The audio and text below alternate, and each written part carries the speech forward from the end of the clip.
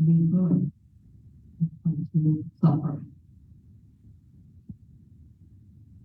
Being born as human being, or the celestial being, or in the lower states, it is also suffering. And getting old is also suffering. We are getting old day by day, every minute, every second, we are getting old. But we don't realize that is also the suffering. And also having the different kinds of diseases in our life. Some minor diseases, some major diseases, that is also suffering.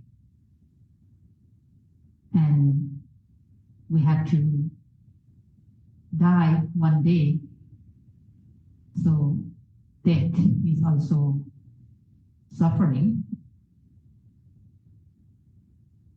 And in our life, sometimes we have to associate with the people we don't like. We have to stay, we have to live with the people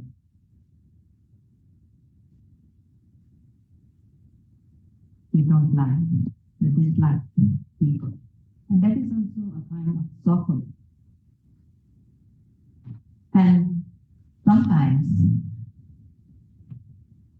we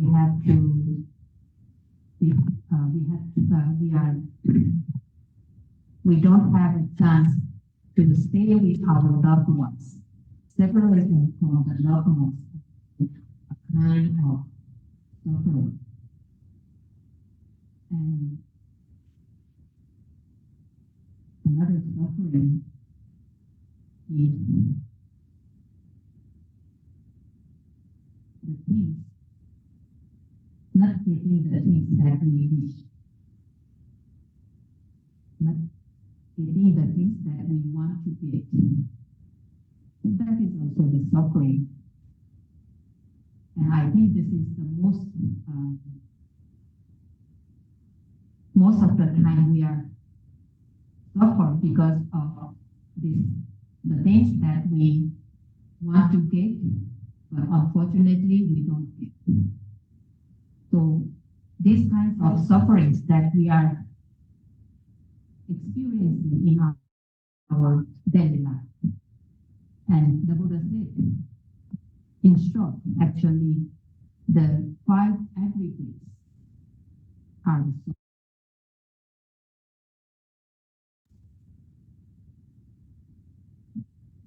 Mind and matter, actually. Having this mind and the body. So that is the suffering. So we are here to practice the Vipassana meditation in order to get rid of all those sufferings.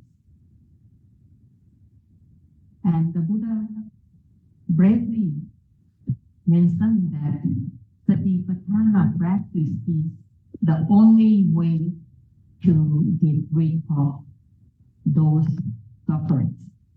Vipassana is the only way, the sure way to get rid of all kinds of suffering.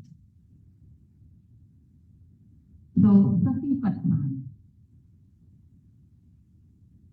it is translated as mindfulness meditation, simply mindfulness practice. So to get rid of all those sufferings, the Satipatthana, the mindfulness, that should be the very good mindfulness, not the ordinary type of mindfulness. The Buddha said Satipatthana, not just the Sati. Satipatthana means the firmly established mindfulness in the object of observation. the very formed mindfulness is necessary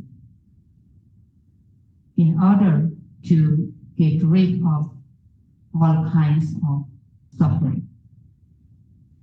So this kind of mindfulness is very necessary. This mindfulness can keep our mind, the observing mind or noting mind, on the object of observation, so that the noting mind will not run away from the object. And this mindfulness is compared with super glue. The super glue used to stick two substances, two things. Super glue, when it used to stick to substances, it sticks very perfectly those two substances. It looks like just the one substance. So too, in the practice, we are trying to develop that kind of mindfulness, satipatthana, so that our noting mind and the object becomes very close, like the noting mind sticks to the object of observation. That type of satipatthana, mindfulness, is necessary in order to get rid of all sorts of suffering. So when we come to practice this mindfulness meditation, we heard about this mindfulness practice, how beneficial, what kind of benefits can get from this mindfulness practice. We heard about that. And after knowing the benefits of mindfulness, we should have some kind of faith or confidence on that practice. Of course, we cannot have 100% faith and confidence until we experience, we get that benefits by ourselves.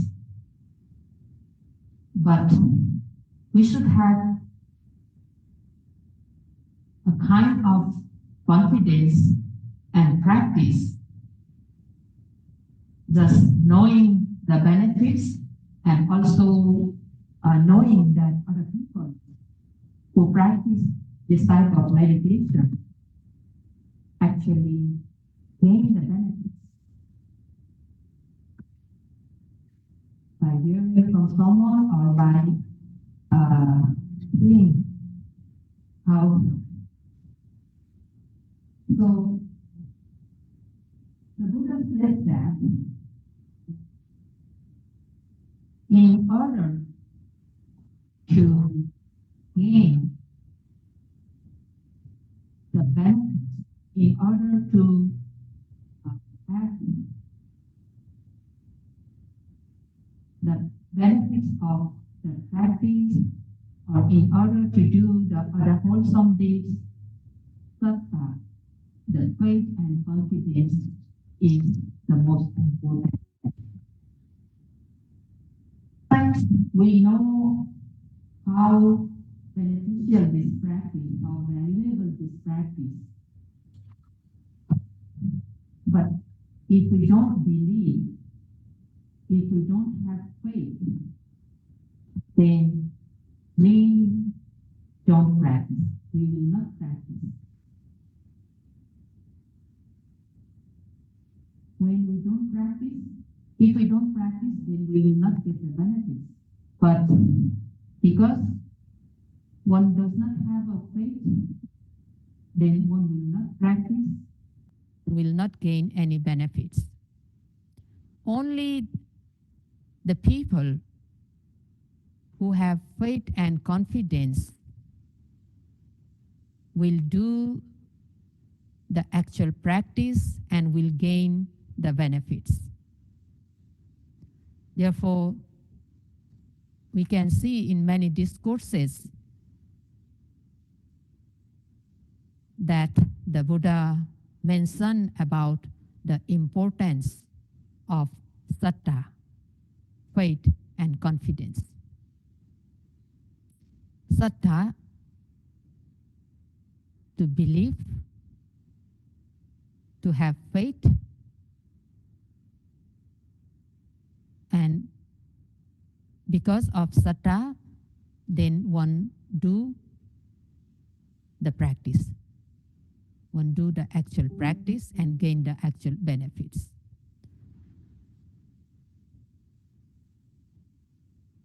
Just now we say we are here to do the mindfulness meditation in order to liberate from all sorts of suffering. The Buddha also said, Sattaya Tarati Ogang, means through sattha, faith and confidence, one can overcome the flood of sufferings. When he was asked by one Deva, Alavaka, how can one overcome the flood of sufferings? The Buddha replied that through the sattha, through the faith and confidence. And this faith and confidence is compared with the hand. For example, there are many valuable things in front of us, many valuable jewelries in front of us. But if we do not have our hand, then we will not be able to collect those valuable things.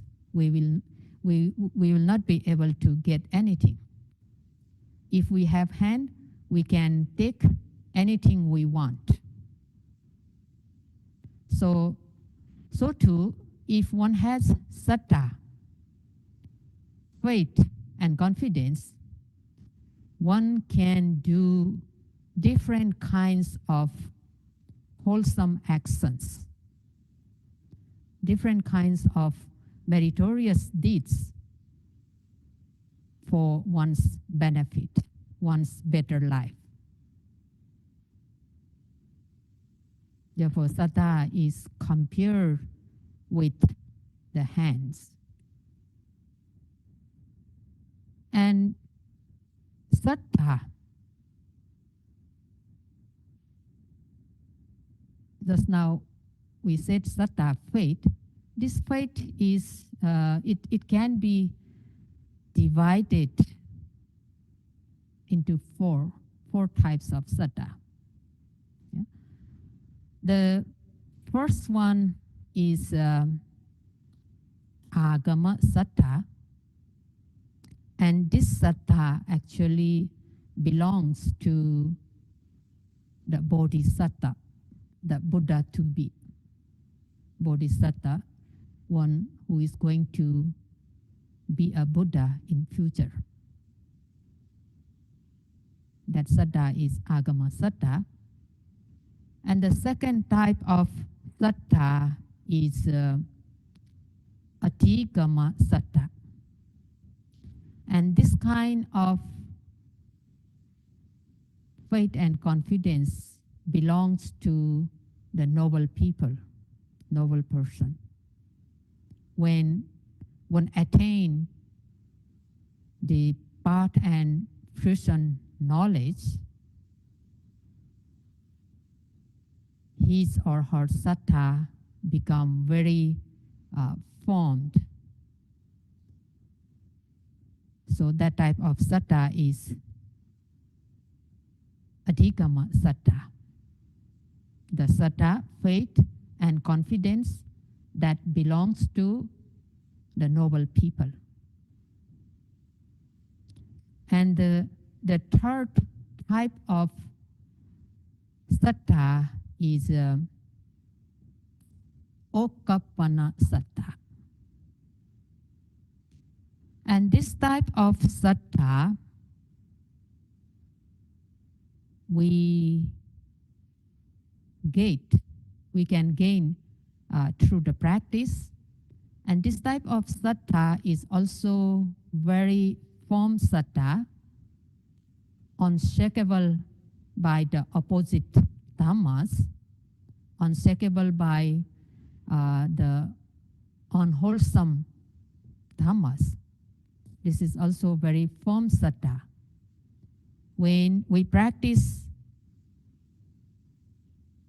this meditation, mindfulness meditation, we develop insight knowledges stage by stage, and in one insight knowledge, our saddha becomes very firm, very strong saddha. So that is okappana saddha. This is very strong saddha.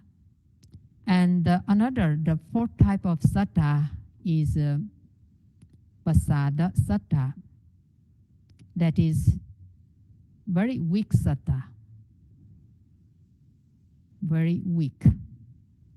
It just clarify the mind, but if we do not nurture this saddha, we lose it very easily. Pasada saddha. So among those four kinds of saddha, at the very beginning, we just need to have that fourth one, the pasada saddha. At least we should have that weak type of saddha, so that we can nurture this saddha through our practice, and it becomes the third type, okappana saddha.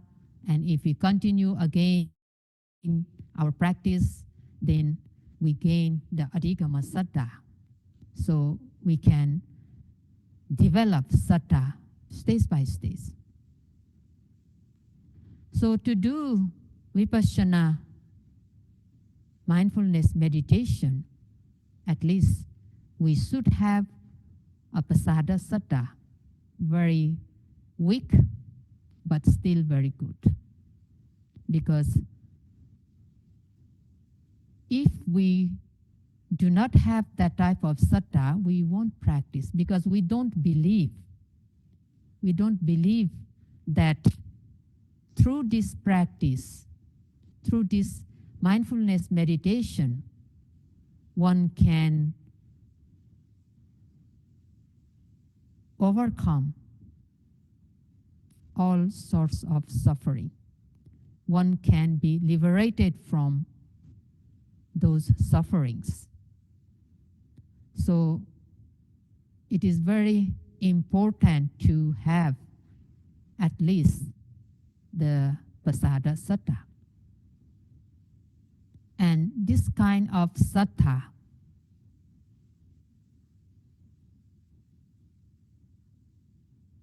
can arise through listening the dhammas, through reading the dhamma books, through listening the Dhammas. The Dhamma means the true Dhammas. Through Dhamma books, by reading the true Dhamma books, we can have this kind of Saddha. That's why it is said, if you want to have the Saddha, faith and confidence, listen the Dhamma. Read the Dhamma books. Yeah? By listening, by reading the Dhamma, we can awake the Saddha, faith and confidence. But that is not enough. That is not enough. We have to nurture it. If we could not nurture this Saddha just awaken, it will sleep again. So we have to nurture it. And how can we nurture? We can nurture it through the practice, through the actual practice. So we are here to nurture the Saddha, because the Saddha is already awakened. That is why you all are here in this retreat. Yeah? Now we all have to nurture it through the actual practice. So this morning you already listened the instructions, the way of practice from Sayagyi Daw. And now it's time to do the actual practice. But again, sometimes we can meet many, many difficulties. The most difficult part, I think, is we already gained the Saddha by listening the Dhammas, the true Dhammas, and we are here to nurture it. But sometimes we might be having doubts. We might be having doubts in the practice. And that is the most difficult part, I think. Because the yogis, they came to the retreat to gain something, to achieve something from the practice. And sometimes some yogis, they have practiced different methods. They have read different kinds of books. So they have many questions in their mind. Many questions. Because they haven't practiced one method to certain level, one method very perfectly. They just try because they just want to know how is that method, how is this method looks like. So they have practice, but not to the perfect level. And they have read many books, the different books from the different people. And when they came to the practice, sometimes they have many questions in their mind. They have many doubts in their mind. So because of the faith and confidence in the practice, we come to the center to do the actual practice. It is very important to just follow the instructions when we are in the retreat. Because we want to know something. We want to gain something from the practice. So if we really want to gain, really want to experience something in the practice, then we have to follow the instructions perfectly. Yeah, we have to follow the instructions completely. Because just now we said the faith and confidence which was not nurtured by the actual practice yet, it is very weak, very fragile.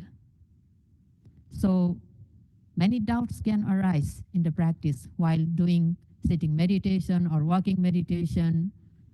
We try to follow the instructions, but many times confusion occurs. The instructions said like this. I heard this from the Dhamma talks. I heard this.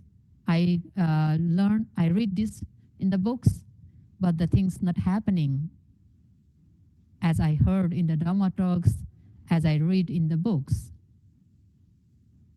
So, although one thinks that he's noting, he's observing the objects, but the mindfulness is not there. He thinks that he's observing, he's noting, but actually the noting mind is not on the very object, because many things going in his mind, many things going in his mind, many confusion is there. Therefore, it's very important just to follow the instructions, as the instructions given here is to stay in the present moment, to stay in the present moment, not thinking about the past, not thinking about the future, but stay in the present moment. Whatever the objects occurring at that very moment, try to keep the noting mind on that very object, and the mindfulness will arise itself. Yeah? So when we are in the retreat, we have to remember our goal also, and we have to remind ourselves to stay in the present moment. Yeah? The present moment is the most important. If we cannot keep our mind, noting mind on that present object, the object that is arising at that very moment, we lose our mindfulness. And when we lose our mindfulness, we lose concentration and also the wisdom. So when we can keep our mind in the object occurring at that very moment, then mindfulness arises, so too the concentration, and we see the things as it is. So that we, in that way, we develop the knowledges. But instead of observing the presently arising objects, if we are having many doubts, if we are having many confusions, then although we are sitting for 1 hour, 2 hours, we won't see anything. We won't experience anything. And it's just like wasting the time. Yeah? We think, yeah, I can sit for 1 hour, 2 hours, but actually we won't gain anything if we are just having the doubt and confusion. Sometimes the doubt may arise because we haven't experienced anything yet. Sometimes the doubt may arise. But that is also the object, the part of meditation. That is also the object of meditation. And we have to note that doubt immediately, because it may occur. But we have to note it immediately. And if we can note that doubt, the doubt will not stay there for a long time. It will disappear very quickly. But instead of noting that doubt and just having whether this practice really brings us to our destination or not, if we are having that type of doubt, then we will be just wasting the time. So it is very important to follow the instructions. It is very important. We are here already because of the Saddha in the practice, the faith and confidence in the practice. And now it's a time to nurture that Saddha through the actual practice. Because to have the strong Saddha, unshakable Saddha, is very important if we really want to dispel all sorts of suffering. And to have a strong Saddha, we have to nurture it through the actual practice. So if we have the Saddha, we nurture it through the practice, we gain mindfulness, we gain concentration and develop knowledges, then we achieve our goal. We get the benefits of this practice. The Buddha mentioned in Satipatthana Sutta mainly the 7 benefits that we can gain through the practice. The purification of mind, the mind becomes purified.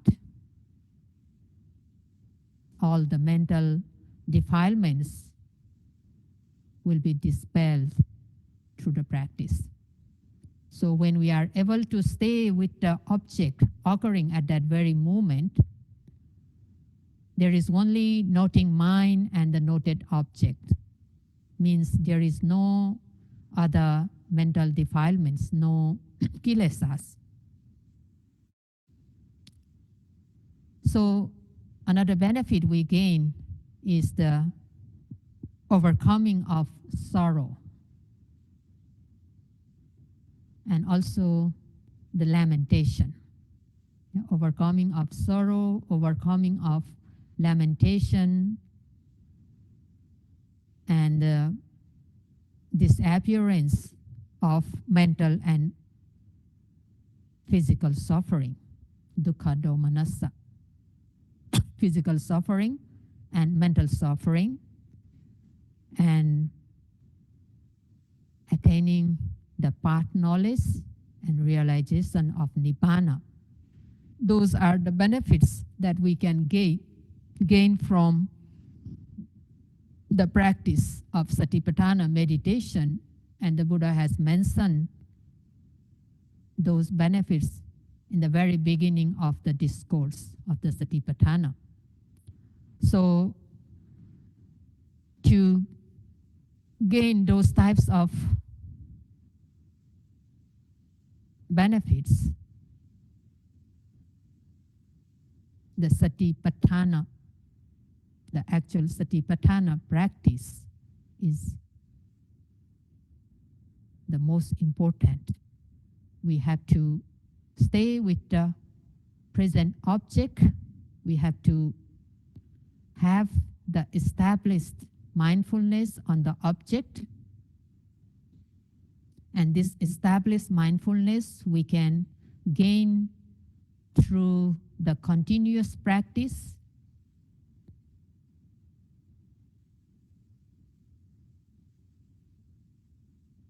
At the same time, we will be nurturing the Saddha, faith and confidence. And when the Saddha, faith and confidence becomes stronger and stronger, then we will have a more desire in the practice, because we experience some benefits from the practice. As we develop the very strong mindfulness in the practice, we gain some benefits. And when we experience some benefits, we want to have more benefits from the practice. And we will have a more desire for it, and we put more effort again, and we develop the mindfulness, concentration, and wisdom again. So that way we can have the benefits of the practice. And so the Saddha, faith and confidence will become very strong, unshakable by the different unwholesome states, unwholesome mental states. So today I just would like to stop the talk here, as you all have a Saddha already, the faith and confidence already. So try to nurture it with the actual practice and try to follow the instructions given here, so that you will experience the benefits of the practice in few days. That's all for today.